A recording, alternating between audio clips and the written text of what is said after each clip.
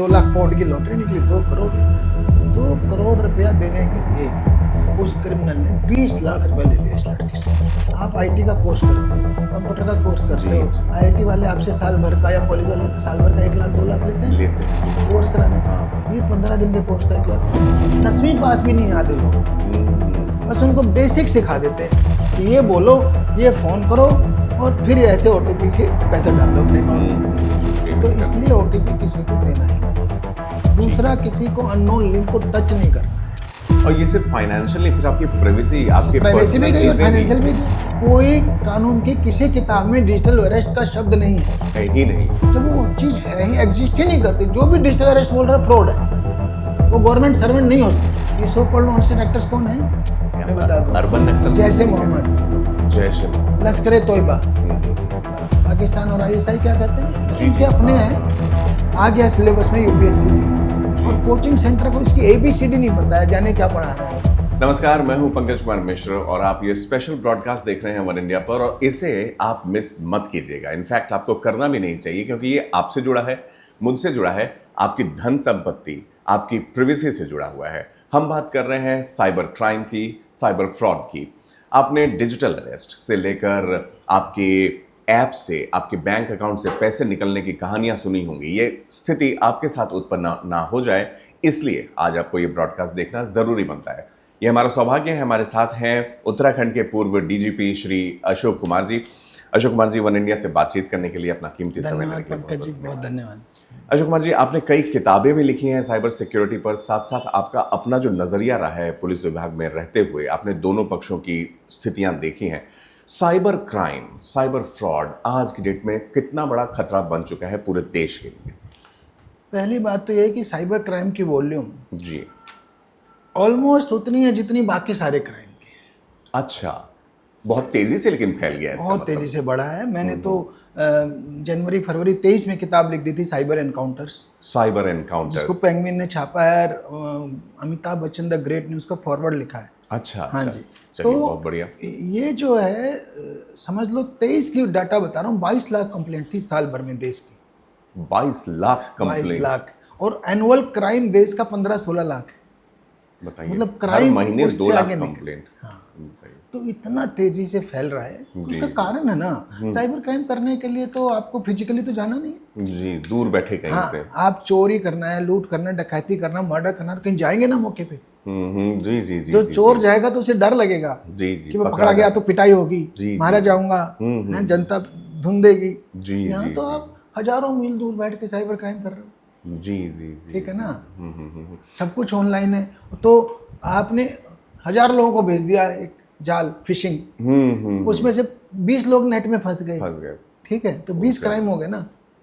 बिल्कुल बिल्कुल 15 मिनट में 20-30 क्राइम हो गया। वहां तो एक क्राइम करने में आपका एक दिन खप जाता है, कभी कभी कई दिन खप जाते हैं। जी, बिल्कुल बिल्कुल। तो फिजिकल क्राइम और ये ऑनलाइन क्राइम में यही फर्क है, इसलिए इसकी वॉल्यूम इतनी ज्यादा है। वॉल्यूम इतनी ज्यादा है। इसमें धरपकड़ किस तरह की हो पाती है? हम लोग आएंगे, इसके अलग अलग स्वरूपों पर हम आएंगे, लेकिन सीधा सवाल मन में आता है, हम पकड़ क्यों नहीं पाते हैं? ये पकड़े जाते हैं तो कितने पकड़े जाते हैं? देखो, पकड़ना आसान नहीं है।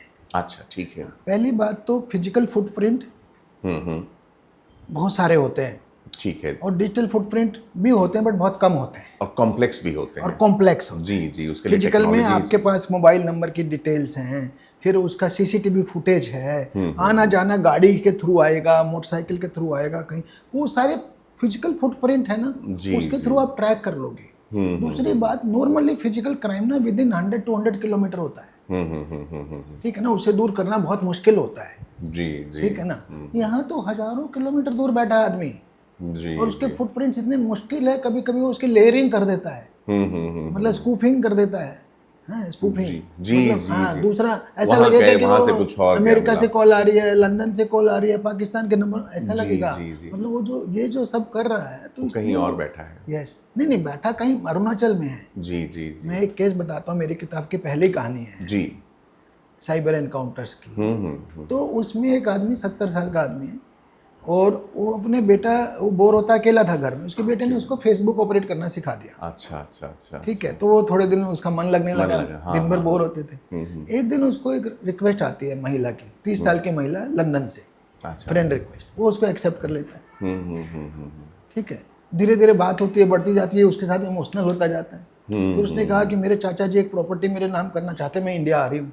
अच्छा अच्छा। और वेलकम वेलकम वो उसके स्वागत में लग जाता है। जी जी जी जी। 97 लाख का फ्रॉड हुआ उसके साथ। 97 लाख रुपए, 1 crore almost. Yes, real life story है। देहरादून का बंदा था विक्टिम।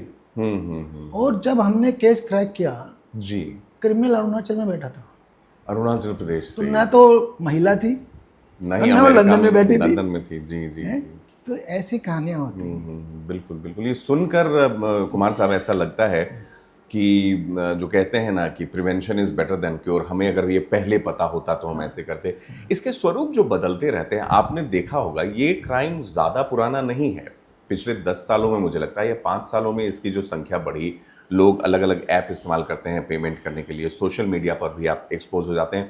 हम किस तरह की सावधानी बरते जैसे उन जनाब ने किया, एक तो उस पर हम लोग बात करेंगे, दूसरा फिर हम आएंगे डिजिटल अरेस्ट पर उसके बाद। ठीक है, पहले तो मैं बता दूं, ये क्राइम बेसिकली 2000 के बाद शुरू हुआ। 2000 के बाद, ठीक है। ठीक है। और फर्स्ट जो नेचर ऑफ क्राइम थी वो ईमेल जनरेटेड थी, ईमेल जनरेटेड, क्योंकि सबसे पहले ईमेल आई है। जी हाँ, इंटरनेट के साथ। ठीक है, इंटरनेट आया, फिर ईमेल आई, बराबर, बिल्कुल। और फिर वो कार्ड से रिलेटेड थी, banking card. Banking card second, पहले ईमेल, फिर बैंकिंग कार्ड। जी जी जी।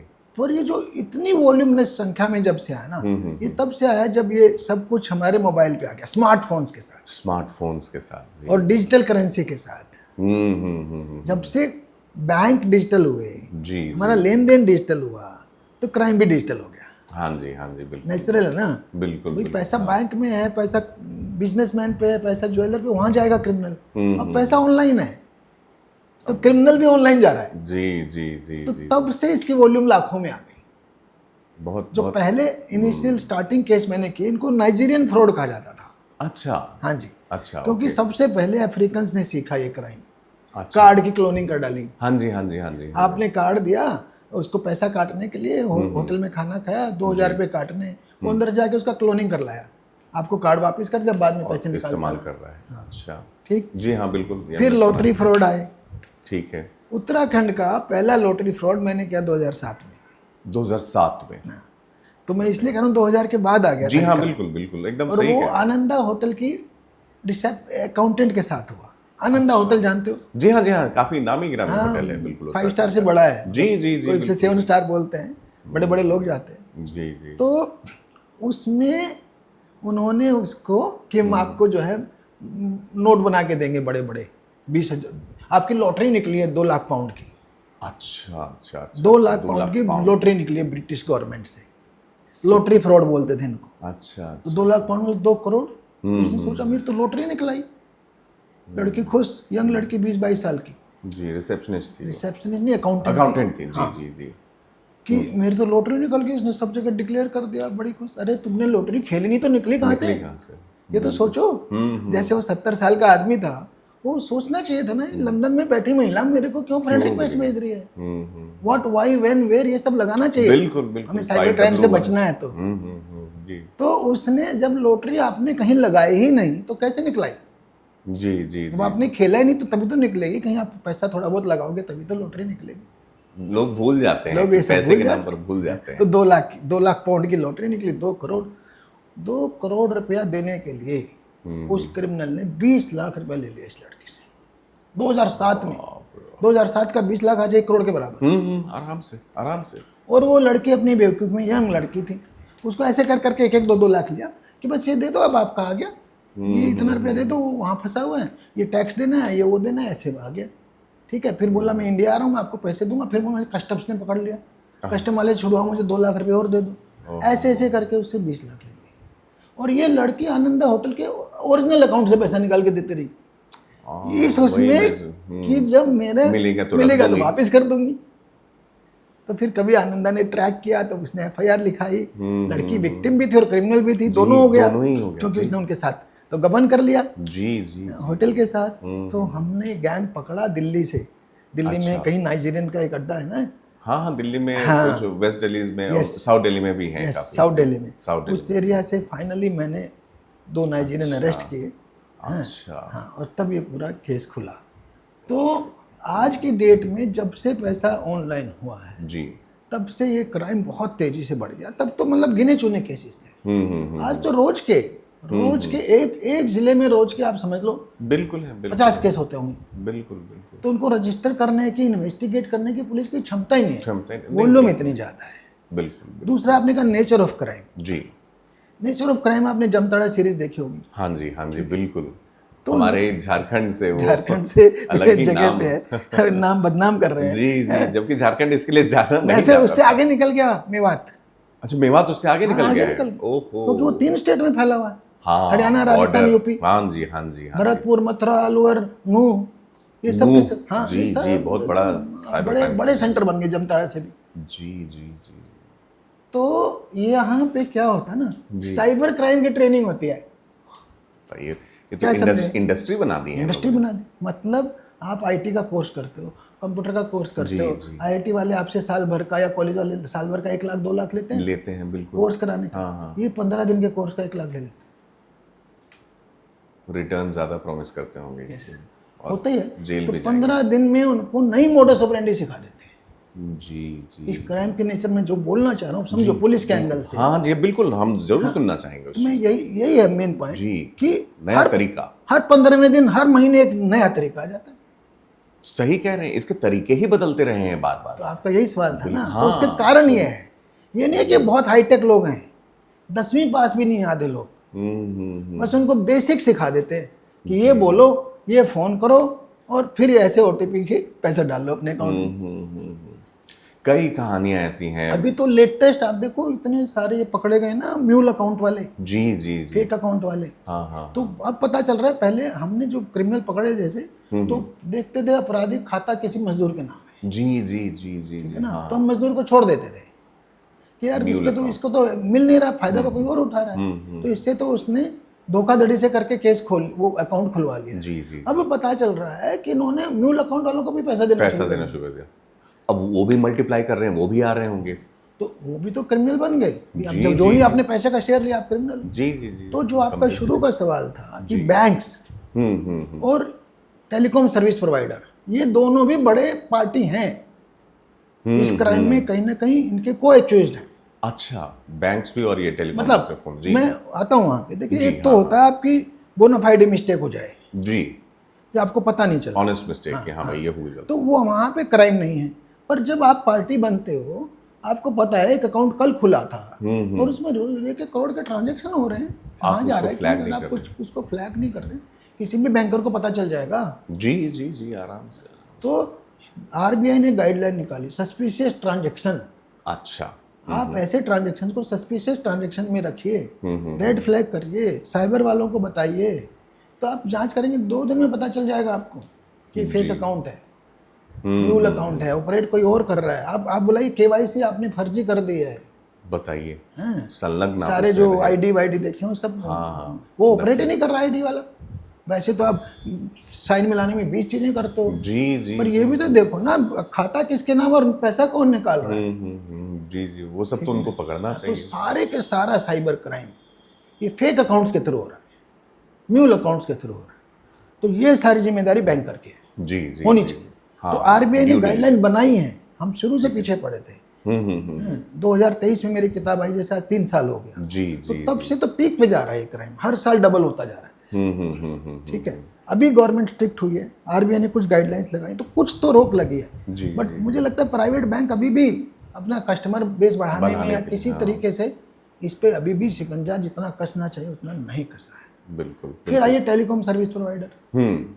मुझे इतने जब भी हम पकड़ते हैं ना, बड़ी मुश्किल से गैंग पकड़ा है। आपने सवाल पूछा ना, जी जी, प्लीज हम बताइए। डिजिटल फुटप्रिंट लेकर के जाते हैं, एक कड़ी से दूसरी में जाते हैं, और क्रिमिनल कभी हम मेवात में रेड कर रहे होते हैं, कभी जमताड़ा में रेड कर रहे होते हैं, कभी अरुणाचल से पकड़ के लाते हैं। तो सोचो इतनी दूर ऑपरेट करना पुलिस के लिए कितना मुश्किल, अपने स्टेट जुरिडिक्शन से बाहर। और एक बात और, वो सारा गांव एक साथ होता है, उसमें लोकल जनप्रतिनिधियों का शेयर होता है, इंक्लूडिंग प्रधान एंड ऑल।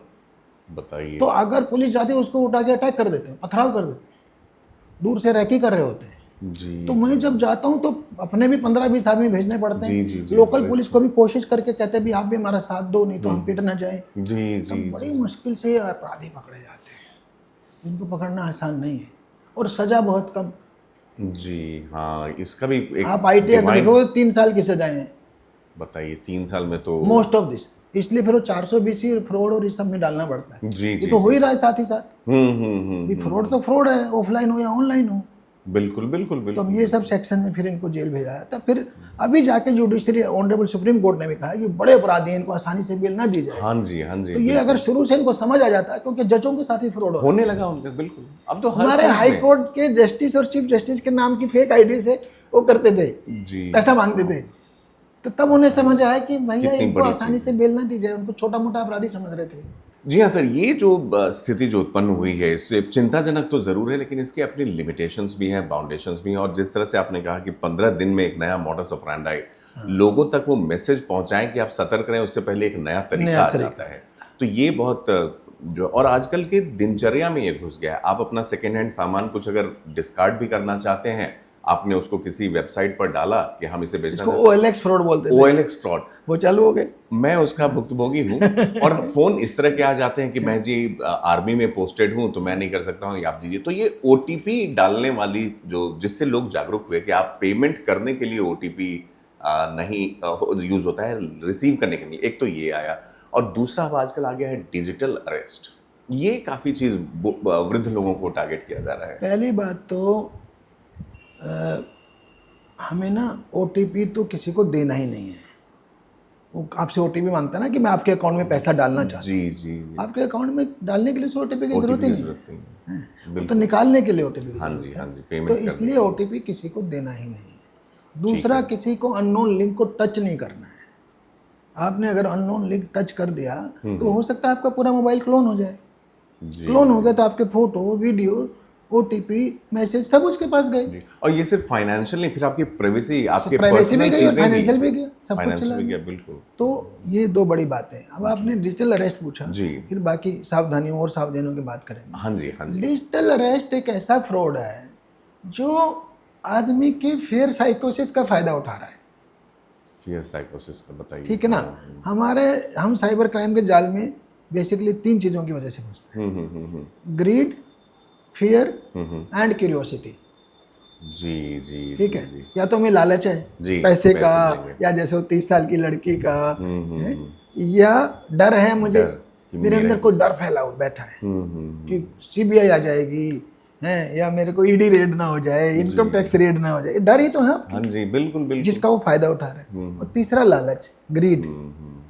मैंने एक फ्रॉड पकड़ा था SDGP 2021 में। अच्छा। उसका नाम था पावर बैंक ऐप घोटाला। पावर बैंक ऐप घोटाला, अच्छा। पावर बैंक ऐप आई मार्च 21 में इंडिया में, और अच्छा। जून 21 में वाइंड अप हो गई। अच्छा, 3 महीने में 1500 करोड़ ले गई वो। बाप रे। और उसके क्रिमिनल हांगकांग तक फैले हुए थे, सिंगापुर तक फैले हुए थे, चाइनीज लोग फैले हुए थे। 3 महीना। मोडस ऑपरेंडी क्या था? 15 दिन में पैसा डबल। अच्छा। लोगों को विश्वास कैसे दिलाएं भाई ऐसी क्या चीज़ है कि 15 दिन में डबल? यहाँ तो 3 साल में डबल नहीं होता। बिल्कुल बिल्कुल बिल्कुल। बैंक तो 5 साल में भी मुश्किल से करता है, 6-7 साल लगाता है। जी जी जी। तो उन्होंने कहा जी हम स्टार्टअप्स में लगा रहे हैं, IITians के स्टार्टअप में लगा रहे हैं, IIM वालों के स्टार्टअप में लगा रहे हैं। वो 2-4 को अपने साथ मिला भी लिया होगा। हाँ, कोई ठिकाना नहीं हो सकता है उनके फोटो लगा लिए होंगे। जी जी। और इसलिए हमारा डबल हो रहा है। तो लोगों ने मार्च में 10,000 लगाया ट्रायल में, 15 दिन में 20,000 हो गया। दे भी दिए, ठीक। अगली बार उसने 50 लगाया, फिर 15 दिन में 1 लाख हो गया। अगली बार उसने 10 लोगों के लगवाए 1-1 लाख, कि देखो ये तो बड़ी बड़ी ऐप आई है, मेरे को देखो 1 मिनट में 15 दिन में 50,000 का फायदा। और मार्च से जून में इनका कॉन्फिडेंस बना लोगों का। जी जी। और जून में गायब सारा पैसा। डिजिटल पूरा आउट, पूरा का पूरा सब बंद। 1500 करोड़ ले गए। पहली FIR हमने करी, एक बेंगलोर में हुई, एक दिल्ली में हुई। ठीक है। तब ये गैंग अरेस्ट पकड़ा गया। तो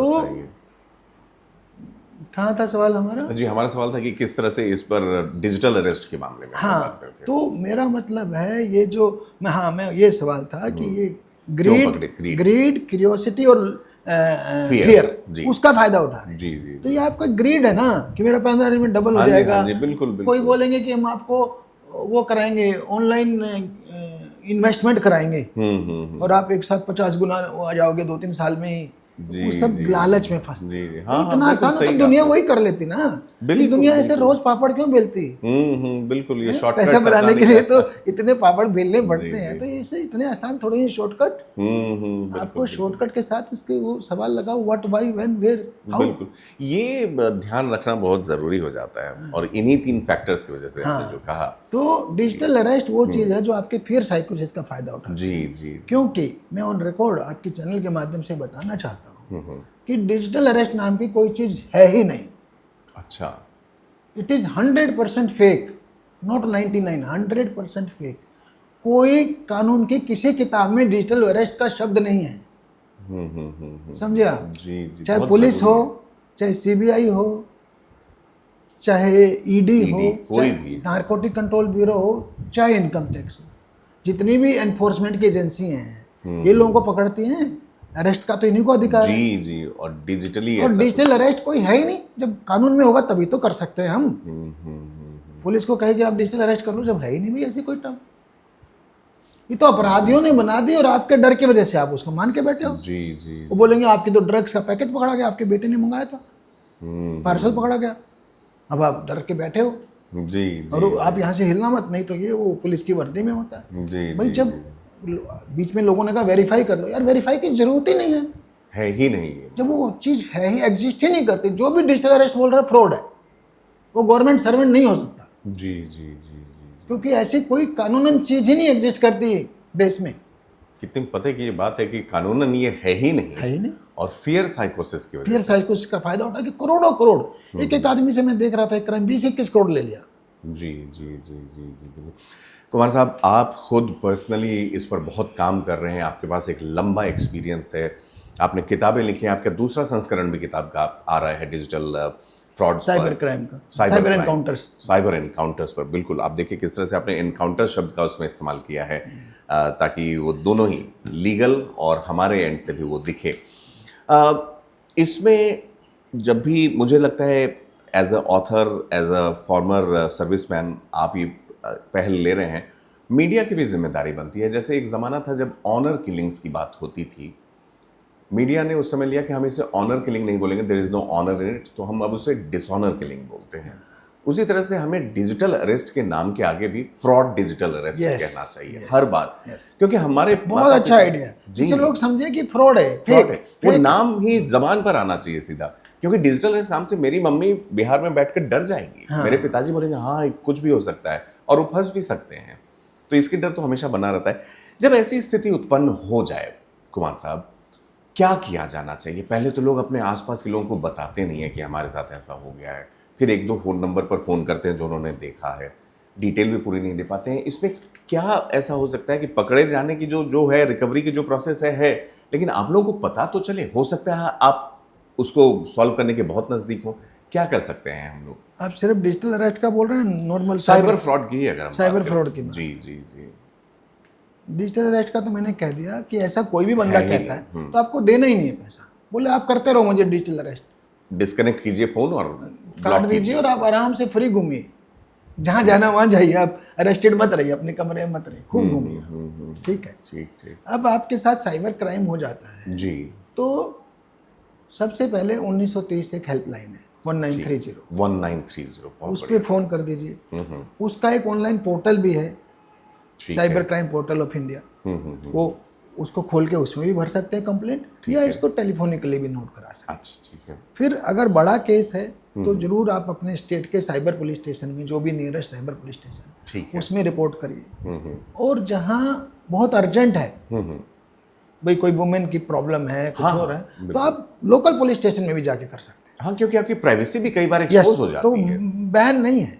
अच्छा। Normally local police station entertain नहीं करते हैं, और वो केपेबल भी नहीं होते हैं, केबल भी नहीं होते हैं। पर अगर इस तरह का मामला है, किसी लड़की के साथ बहुत बड़े पीछे पड़ गया गैंग और फोटो ये वायरल करने के चक्कर, तो आप जरूर वहाँ भी रिपोर्ट करिए। सेंसिटिव केसेस को इमरजेंसी की तरह लिया जाना चाहिए, क्योंकि पुलिस के पास कैपेबिलिटी कम है, मैन पावर कम है। जिस लाखों की संख्या में क्राइम है तो सारे क्राइम को पुलिस नहीं डील कर पाती। बिल्कुल, बिल्कुल। कुछ को छोटा क्राइम समझ के छोड़ देती है, तो बड़े केसेस को ही ले पाती है। जी, तो पर आपको परसू करना पड़ेगा अगर अपने केस पे हार्ड वर्क करवाना है तो। जी, जी। और दूसरा अपने बैंक को भी बैंक अकाउंट को भी इमीडिएट फोन करिए 1930 के साथ साथ कि भाई मेरा साथ फ्रॉड हुआ, फ्रीज कर दो। हैं अपने सारे अपने ना जो जा करके वहाँ पे फ्रीज कराओ फर्दर, जी जितना जल्दी हो सकता है। वो पुलिस के बिना नहीं करेगा, बट उसके नोटिस में तो आ गया ना। बिल्कुल बिल्कुल बिल्कुल बिल्कुल। वो उसके लिए पुलिस के एफआईआर की कॉपी मांगता है, कंप्लेंट की कॉपी मांगता है। नया अभी एमएचए ने बहुत अच्छी गाइडलाइन ले आए, 50,000 रुपये तक एफआईआर की जरूरत नहीं है, कंप्लेंट की कॉपी पे काम हो जाएगा। अच्छा अच्छा हाँ, अच्छा, अकाउंट फ्रीज करने के लिए। ये बहुत अच्छी बात। एक बार आप दोहरा दें हमारे दर्शकों के लिए। मैं एग्जैक्ट अच्छा मैं बताता जी, हूँ, जी। मैंने अभी हाल ही के दिनों में पढ़ा है। जी जी एग्जैक्ट अमाउंट हो सकता है मैं थोड़ा बहुत गलत हो, ठीक है, मैंने पढ़ा है जानकारी के लिए। I4C करके एमएचए का एक वो है, गाइडलाइन है। नहीं Indian crime coordination centre, I4C। अच्छा I4C, ठीक है ठीक है। India cyber crime coordination centre. तो वन इंडिया उनके साथ काम करता है सर, आप सही कह रहे हैं, प्रमोट भी कर रहे हैं उसको। राइट, बिल्कुल, बिल्कुल। I4C है, सारा देश जानता है। ठीक और ठीक लेटेस्ट उन्होंने ये बात पहचानी कि बैंक जो है पैसा फ्रीज करने के लिए एफआईआर की कॉपी मांगता है, ठीक है। और एफआईआर आसानी से होती नहीं। होती नहीं है, जी जी, क्योंकि उससे केस की 22 संख्या लाख बढ़ती है। केस में से कुछ हजार एफआईआर होती है। जी जी जी जी बिल्कुल। आप समझ गए। तो इसलिए उन्होंने ये कर दिया कि जो पेटी क्राइम है जी जी, उसके लिए एफआईआर उसके लिए एफआईआर की जरूरत नहीं। जो आपने साइबर क्राइम पोर्टल पे कर दिया ना 1930 के माध्यम जी, से, जी, जी। वो कंप्लेंट ही पर्याप्त है। पर्याप्त है। उस शायद उसकी लिमिट 50,000 है, उस पर मैं 100% श्योर नहीं हूँ। ठीक है, लेकिन ये जानकारी बिल्कुल कर दिया। बिल्कुल बिल्कुल बिल्कुल। नहीं, I4C के साथ वन इंडिया का भी टाई अप है, और होम मिनिस्ट्री का, ये एमएचए का ये इनिशिएटिव है, और हम लोगों ने भी इसके कई, और जैसे साइबर क्राइम के कई अलग अलग तरीके हैं, उस पर भी हमने काम किया है सर। एक मैं आखिरी सवाल है 5-7 मिनट्स। अच्छा ठीक है, चलिए। एक चीज जो सर साइबर क्राइम के दायरे में आता है या नहीं, ये आप ही बेहतर बता सकते हैं, वो है पेपर्स का लीक होना, टेलीग्राम और कई अन्य माध्यम से लोगों तक पहुंचना, फिर उसकी खरीद फरोख्त होना, जिसके लिए अभी बवाल भी चल रहा है, और नीट का इसी रविवार को रीटेस्ट भी है। एज अ सर्विसमैन आप इसको किस तरह से देखते हैं? आपने देखा है कानून के आप दांव पे जानते हैं, सरकार की कभी बार मजबूरियां भी होती हैं, सीमित भी होते हैं और असीमित भी क्षमताएं होती हैं, कैसे देखा जाए इसको? देखिए, जो पेपर लीक है प्राइमरीली उसको साइबर क्राइम नहीं भी कहा जा सकता।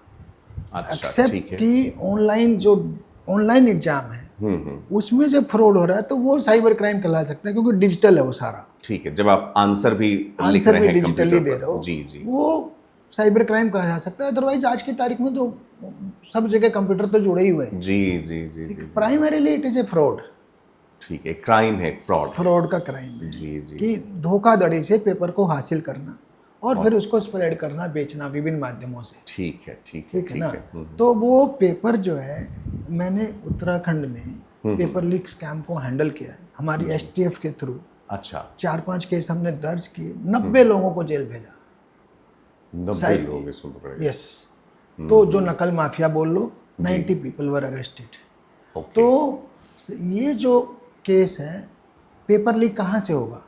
जिसने बनाया वो लीक कर सकता है, ठीक है जिसने छापा जी, वो लीक कर प्रिंटिंग सकता है, प्रेस, ठीक है, जिसकी कस्टडी में रहा, ट्रांजिट के लिए या हाँ सेफ्टी में, ठीक है। भाई मान लिया बन करके छप के आपके पास 15 तारीख को आ गया, 20 को पेपर है, 5 दिन 5 दिन आपकी कस्टडी में रहा। जी जी जी जी, बिल्कुल। जिसको ट्रांजिट में रहा उस समय वहां से वहां तक गया पेपर होने तक। ठीक ठीक, तो एक जगह नहीं, कई इसमें जितनी भी loopholes हो सकते उसके हैं। बनने से लेकर के बटने तक, हम्म। जितने भी हाथों से गुजरा, हर हाथ उसको बेच के खा सकता है। और नौकरी का सवाल है, मेडिकल एंट्रेंस का सवाल है, लोग बाग 10-20-30 लाख रुपए आराम से देते देने को हैं, तैयार है। उनकी जिंदगी बन रही है उससे। तो इसलिए बहुत हंड्रेड्स ऑफ करोड़ का स्कैम होता है, और हमें बहुत ही इंटीग्रिटी के लोग चाहिए होते हैं जी, और जी, हर जगह चेक्स एंड काउंटर चेक्स लगाने होते हैं, तब जाके सफलता मिलती है। बिल्कुल। कुमार साहब, जैसे आपने जो बातें बताई, जैसे ग्रीड, फियर और क्यूरियोसिटी, मुझे लगता है कहीं ना कहीं ये तमाम तरह के फ्रॉड्स में, क्राइम में, खासकर साइबर क्राइम में अंडरलाइनिंग फैक्टर वही है। पेपर खरीदना, अगर हम ही ये ले लें, आपने इंटीग्रिटी की बात की, इंटीग्रिटी दोनों तरफ से है, उन अधिकारियों की तरफ से भी है, उन संस्थानों की तरफ से, हमारी तरफ से भी तो है कि मैं ना खरीदूं। ऐसा तो देखिए होगा ही नहीं। हाँ, ऐसा तो आदमी सोचता है मेरे वन टाइम है, मेरा कैरियर बन जाएगा, मेरा कैरियर लाइफ बन बन जाएगा। वो देने के लिए तैयार वो हो जाता तैयार हो है। जाता है। बिल्कुल, दोनों ही चीजें हैं। मैं एक लंबी फहरिस्त लेकर जरूर बैठा हुआ था, लेकिन मुझे मुझे we can ऐसा have one or two more important yes questions. Yes, और मुझे लगा कि देखिए बिना इस कागज को खोले हमारे आपकी जिंदगी का इतना बड़ा हिस्सा हो गया है ये साइबर क्राइम कि मुझे कहीं ना कहीं एक चीज सर मैं आपसे जानना चाहता हूँ, उन दर्शकों के लिए जिनके बच्चे छोटे हैं या अभी टीनेजर्स हैं, बच्चों को इससे कैसे हम दूर रखें, क्योंकि डिजिटल एज में उनको अगर आप डिजिटल गैजेट्स ना दें तो वो एक तरीके से दौड़ में पीछे रह जाते हैं, वो उतने प्रबुद्ध नहीं होंगे, उनको अपनी शिकायतें हो जाती हैं, उसके बिना चलता भी नहीं है। स्कूल बंद हुए तो ऑनलाइन क्लासेस हैं तो आपको फ़ोन लैपटॉप देना होता है। इनमें बच्चों को लेकर हम क्या कर ऐसा किया जाए या कैसे सतर्क रखें? देखिए बच्चों के साथ ना बहुत सारी चीज़ें पॉसिबल है। जी, बहुत सारी ऐप्स पे आप चाइल्ड लॉक लगा दीजिए।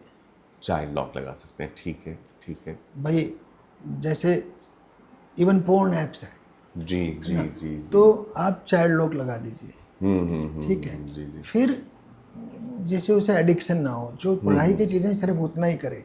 कई जगह तो अभी मैं देख रहा था कुछ कंट्रीज ने 15 साल तक मैं मोबाइल उसी ही पर बैन आ कर रहा दिया था कि पूरा हाँ, मोबाइल ही बैन कर मोबाइल दिया, बैन है, सोशल मीडिया बैन सब है, कुछ बैन है। अभी रिसेंटली भी अभी हुआ है। 15 साल तक कुछ ही नहीं रख सकता। तो वो एक आगे की चीज़ है, अभी इंडिया में पता नहीं कब लागू होगा। वो उस पर और प्रोज कौन हर चीज़ सोचनी पड़ेगी, क्योंकि भाई डिजिटल एज में बच्चा डिजिटल के साथ ग्रो हो रहा है, उसके फायदे भी हैं। जी जी जी जी भाई जी। मैं IIT का पढ़ा हूँ, फिर भी जो हमारा बच्चा है जो नहीं भी पढ़ा वो हमसे फास्ट स्मार्टर होता है, जी जी जी। क्योंकि वो उसके साथ ग्रो किया है। वो बिल्कुल पैदा ही डिजिटल चीज़ों के साथ हुई, तो जी हाँ जी हाँ। हैंडलिंग स्मार्टर और बेटर होगी। पर वो जो नेगेटिव इम्पैक्ट वाली चीज़ है उनको रोकने के लिए एक तो चाइल्ड लॉक और दूसरा कंटिन्यूअस डायलॉग, बच्चे से लगातार बात, नज़र पेरेंट्स का रोल है बहुत जरूरी है। आप उसकी गूगल हिस्ट्री देखो, क्या क्या खोल के देखता है, जी जी जी जी। ठीक है। आपको इतना तो उस पर नज़र रखना पड़ेगा, उसको फ्री हैंड नहीं देना। जाने वो कहाँ भटक जाए। लोग ब्लू व्हेल गेम में जा रहे थे, सुसाइड तक कर रहे थे, हुई है घटना गाजियाबाद में। क्या क्या करते थे। तो आपको उनका जो है उस पर नज़र जरूर रखना है, काउंसलिंग रखनी, बताना भी है कि बच्चे इसका क्या फ़ायदा क्या नुकसान है, don't go into this realm. और लोग बाग रेडिकलाइज हो रहे हैं ऑनलाइन, टेररिस्ट बन रहे हैं ऑनलाइन, खतरा है, कन्वर्ट हो रहे हैं ऑनलाइन। ये सारी चीज़ों से बाहर निकालना है बच्चे को कि वो गलत जगह तो नहीं जा रहा है। देखिए ऑनलाइन के फ़ायदे भी बहुत है और नुकसान भी बहुत है। जी जी जी जी। तो हमें फ़ायदे अगर रखना है तो सिर्फ फ़ायदे के लिए रखना, नहीं तो बच्चे अगली भविष्य की पीढ़ियाँ हमारी बर्बाद हो जाएंगी। बिल्कुल बिल्कुल सर। क्राइम जिस तरह से इवॉल्व कर रहा है, तू डाल तो मैं पात पात की स्थिति है। अथॉरिटीज़ जो हैं उनका पीछा भी कर रही हैं, उनके तरह अपने आप को इवॉल्व भी कर रही हैं। एक जो चीज़ आज पूरी दुनिया को नचाए हुए घुमाए हुए है वो है AI, आर्टिफिशियल इंटेलिजेंस। इसके जैसा आपने कहा कि फ़ायदे भी हैं, नुकसान भी है। क्राइम में इसके आने से, AI के आने से भी जो डीप फेक्स आ रहे हैं, इम्प्रेशंस आ रहे हैं, एक अलग ही दुनिया क्रिएट कर दी जा रही है जिससे लोग घबरा रहे हैं। उसको पकड़ने के लिए किस तरह से जो पुलिस पूरा महकमा है, तैयारी उसके लिए भी है? देखो कोई भी टेक्नोलॉजी है, उसका क्रिमिनल फ़ायदा उठाता है, उसको पुलिस भी फ़ायदा उठाता है, एनफोर्समेंट एजेंसी भी फ़ायदा उठाती है। जैसे मोबाइल आया, क्रिमिनल को बहुत फ़ायदा हुआ, उनको विक्टिम को ढूंढना, लोकेट करना, कब निकला, कहाँ निकला, कितने बजे कहाँ पहुँचा, आसान हो गया। उसको मान लिया किसी को मर्डर करना है या कोई लूट करनी है, पैसा छीनना है, उसे पता इतने बजे दुकान से निकला, एक साथी ने दूर से बता दिया मोबाइल पे। जी जी जी। तो खट से रास्ते में एक सुनसान जगह ले लेगा, उसका थैला छीन के भाग जाएंगे, जबरदस्ती छीन लेंगे। वो पुलिस को भी तो उतना ही फायदा हुआ मोबाइल का। बिल्कुल, वो भी लोकेशन, वो सारी उसका नेटवर्क में कौन कौन है, उसके साथी कौन है, कहाँ कहाँ घूमा है, इसकी हिस्ट्री क्या है। तो वैसे ही टेक्नोलॉजी का फ़ायदा पुलिस भी उठा सकती है। सिर्फ ये है कि पुलिस को या इन्फोर्समेंट एजेंसी को इतना जल्दी इन सब चीज़ों का ट्रेनिंग आसान नहीं है। जी जी। डीप फेक के साथ प्रॉब्लम ये हो गई है AI के साथ कि रियल और फेक में पता ही नहीं चल पाता है, वो लाइन ही खत्म हो गई। लाइन ही खत्म हो गई। आवाज़ है, वॉइस क्लोनिंग, आपको पता ही नहीं चलेगा मेरी आवाज़ नहीं है। बिल्कुल बिल्कुल बिल्कुल। ये ट्रेजेडी है AI की कि फेक वीडियो, चेहरा किसी का है, पीछे नीचे कुछ और हो रहा है। बिल्कुल बिल्कुल। सारा इलेक्शन, सारे किसी की पर्सनल प्रेस्टीज जाने कहाँ से कहाँ जा सकती है। तो इसके लिए टेक्नोलॉजी का सपोर्ट चाहिए, बहुत ही मतलब smarter people, smarter than criminal चाहिए इस साइड जी, पे जी, भी। जी, और वो धीरे धीरे आते हैं पुलिस में। साइबर क्राइम के साथ भी हमने देखा, जी। क्योंकि आसानी से इन सब पोस्टों का सैंक्शन होना आसान नहीं होता। साइबर क्राइम के लिए जो है ना, साइबर ट्रेंड पुलिस को अलग से सैंक्शन करने वाले बहुत कम स्टेट हैं विभिन्न इंडिया में। बिल्कुल। जो पुलिसमैन है उन्हीं में बेचारे खुद को ट्रेन कर ले रहे हैं। हम लोग ढूंढ लेते हैं, कोई पॉलिटेक्निक किया है, कोई इंजीनियरिंग जी, किया है, जी। उन्हीं को लगा देते किसी हैं। की अपनी जिज्ञासा हाँ, रही किसी जो की उसने- अपनी जिज्ञासा है, जी, कोई इन जी, चीज़ों में एक्सपर्ट है, तो फिर उनको हम भी यूज करते हैं। बिल्कुल। तो ये एआई में चैलेंज बहुत बड़ा है, आसान नहीं है पर इम्पॉसिबल नहीं है। जैसे अभी तक पुलिस टेक्नोलॉजी से पार पाती आई जी, है, जी, ये भी ऐसे कर ही आई रही एम है। श्योर कि एआई से भी पार पाएगी, जी। और एआई के माध्यम से ही पाएगी। जी हाँ हाँ, उसका बिल्कुल, रास्ता उसे भी ही तो- हथियार बनाना होगा। उसको भी हथियार लोहा बनाएंगे। ही लोहे को काटेगा। बिल्कुल। अशोक कुमार जी, बातचीत हमारी बहुत लंबी चलती रहेगी, लेकिन मैं एक सवाल आपसे जरूर लूंगा। आपकी पहली ये किताब लास्ट कर साइबर, लेते हैं और अगली बार फिर अगला एक राउंड दूसरी बार करेंगे, और हमारे दर्शकों को जरूर वन इंडिया पर आपको इसकी कमी बिल्कुल नहीं दिखेगी। अशोक कुमार जी से बातचीत अलग अलग मुद्दों पर भी हम करेंगे।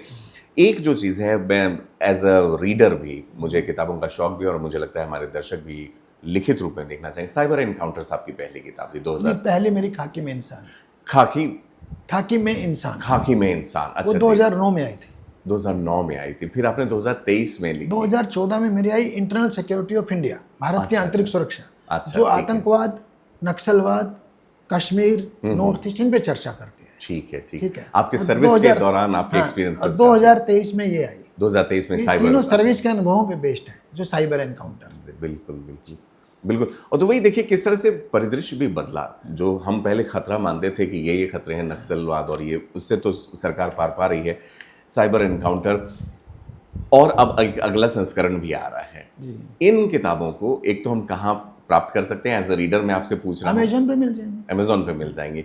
दूसरा, ये किताबें जब आप अपने संस्मरण या अपने एक्सपीरियंसेस से लिखते हैं, आपको क्या लगता है कि लोगों को इससे एक रेडी हैंडबुक माना जाए इन किताबों को, जिससे कि वो कुछ ज्ञान प्राप्त करने को, किस तरह की समझ उनको आएगी इन किताबों देखिए, से? खाकी में इंसान वो किताब है जी। जो बताती है कि पुलिस सारी नेगेटिव ही नहीं होती, खाकी और में आम इंसान भी आदमी, है। खाकी में इंसान भी होते हैं, और आम आदमी को पुलिस से डरने की जरूरत नहीं। पुलिस से अपराधी डरे, माफिया डरे, आतंकवादी डरे, आम आदमी को नहीं डरना चाहिए। तो उसमें rape, gang rape, murder, extortion, सुपारी किलिंग, करप्शन, ये सब की रियल लाइफ स्टोरीज हैं। इसके थ्रू आपको पता चलता है कि पुलिस कैसे जो है अपराध को खत्म करती है, कैसे उसको वर्कआउट करती है। दीज आर द खाकी में इंसान में ये ऐसी 16 कहानियां जो रियल लाइफ एक्सपीरियंस है। अच्छा, ठीक है। साइबर एनकाउंटर, साइबर क्राइम की 13 कहानियां हैं, जिसके माध्यम से साइबर क्राइम होता कैसे है, मोडस ऑपरेंडी क्या है उनका, कैसे हुआ, कैसे घटित हुआ, कैसे आदमी जाल में फंसा, और कौन सी गलतियां अगर नहीं करता तो जाल में फंसने से बच जाता। जी जी। ये पेंगुइन ने छापी इंग्लिश में, और हिंदी में प्रभात प्रकाशन ने छापी, दोनों भाषाओं में है। बिल्कुल। खाकी में इंसान भी दोनों भाषाओं में, ह्यूमन इन खाकी। और जो तीसरी किताब है इंटरनल सिक्योरिटी ऑफ इंडिया, ये इसका 8वां एडिशन आ रहा है। 8वां एडिशन आ रहा है। ये 2013 में यूपीएससी में सिलेबस में आ गई 50 नंबर की। अच्छा, भारत की आंतरिक सुरक्षा से हर साल 50 नंबर के सवाल जी जी जी जी। तो किसी को आइडिया नहीं था ये है क्या। तो I am the first officer, first author जिसने किताब लाए, क्योंकि कोचिंग सेंटर अनाप शनाप बिल्कुल इररिलेटेड चीजें पढ़ा रहे थे। वो तो एक मुद्दे को पकड़ लेते होंगे। नहीं, उनको मुद्दा पता ही नहीं था। जी जी जी, वही मैं कह एग्जाम्पल रहा के लिए हूँ। बता दूं, पहला टॉपिक इस किताब का था, इस सिलेबस का, यूपीएससी में जो लिखा रहता है, जी जी। External state and non state actors of terrorism. अच्छा, नॉन स्टेट, ठीक है, नॉन स्टेट। हाँ, अब तो जनता थोड़ी बहुत एजुकेटेड हो गई है। एक भी कोचिंग सेंटर को पता नहीं था ये है क्या। जी जी जी। External state actor of terrorism का मतलब है जो हमारे देश के बाहर के लोग बाहर हैं। के लोग हैं, ठीक है। आईएसआई, जी जी। वो एक्सटर्नल स्टेट एक्टर है जो देश में टेररिज्म फैला रही है। राइट। फिर non state actors of terrorism, तो ऐसा टेररिज्म जिसके पीछे कोई बाहर की पावर नहीं लगा, कोई देश नहीं लगा, तो वो है नक्सलिज्म है। जी जी। प्राइमरीली होम ग्रोन है। जी। वो गरीबी से, नॉन गवर्नेंस से, कहीं जल जंगल जमीन के मुद्दे हैं उनके बहुत सारे मुद्दे, उस वजह से आया है। जी जी, नॉन तो state. Those are non state actors of terrorism, these are external state actors of terrorism. ये तीसरी कैटेगरी भी है, so called non state actors. So called, अच्छा। ये so called non state actors कौन है मैं बता दूं। अर्बन नक्सल, जैसे मोहम्मद, जैश ए मोहम्मद, लश्कर तोयबा, हम्म। पाकिस्तान और आईएसआई क्या कहते हैं, ये तो जी इनके जी, अपने हाँ, हैं। हाँ, हाँ। ये तो जुड़े तो हैं उन्हीं से स्टेट से, कह तो लेकिन रहा हूँ। सो कॉल्ड नॉन स्टेट। वो उनको नॉन स्टेट एक्टर हाँ, वो बताते कह हैं। देता है, जी ये जी। तो भारत के अपने वहीं के कश्मीर में पैदा हुए वहीं के लोग हैं, हमसे कोई मतलब नहीं। हाँ, But- यही होता रहा है। But they are 100% supported by Pakistan. ISI. Yes, So yes, they are yes. not actually external state actors, but they claim to be non-state non actors. State, so So अब कॉल्ड। सोचो इतना बड़ा topic आ गया syllabus में UPSC के, जी, और जी। Coaching centre को इसकी ABCD नहीं पता है, जाने क्या पढ़ा रहे हो। इसलिए मैंने ये किताब लिखी, और चूंकि हर साल नए मुद्दे बदलते रहते हैं, जी जी। कभी 370 हट गया, कभी ऑपरेशन सिंदूर आ गया, कभी जो है नक्सलवाद में खात्मा हो गया, तो मैं इसको हर साल या हर दूसरे साल अपग्रेड करता हूँ। तो इस बार 8वां एडिशन आ रहा है, जो यूपीएससी के लिए भी और आम जनता के लिए बहुत यूजफुल होगा। मुझे पूरा यकीन है सर कि आपकी इन किताबों को पढ़कर न सिर्फ आप जागरूक होते हैं, बल्कि ये भी समझते हैं कि दूसरी साइड की कहानी क्या है, दूसरे हिस्से की कहानी क्या है। हम अक्सर पुलिस वालों को गलत नज़र से देखते हैं, झिझके नहीं, उनके पास ज़रूर जाएं, और जो कई मुद्दे हैं, जैसा बताया अशोक जी ने, कि उन चीज़ों पर भी आप ध्यान रखें और साइबर क्राइम, साइबर फ्रॉड से बचने की खुद प्रयास करें। अशोक जी, वन इंडिया से बातचीत के लिए आपका जितना धन्यवाद दिया जाए कम है। बहुत धन्यवाद पंकज जी, बहुत अच्छा लगा। जी, दोबारा और ऐसे ही मुद्दों पर चर्चा बिल्कुल करेंगे। बिल्कुल, ये वादा है आपसे कि हम लोग इस पर आगे भी चर्चा करेंगे और अन्य मुद्दों पर भी चर्चा करेंगे। इस ब्रॉडकास्ट को देखने के लिए बहुत बहुत धन्यवाद। Subscribe to One India and never miss an update. Download the One India app now.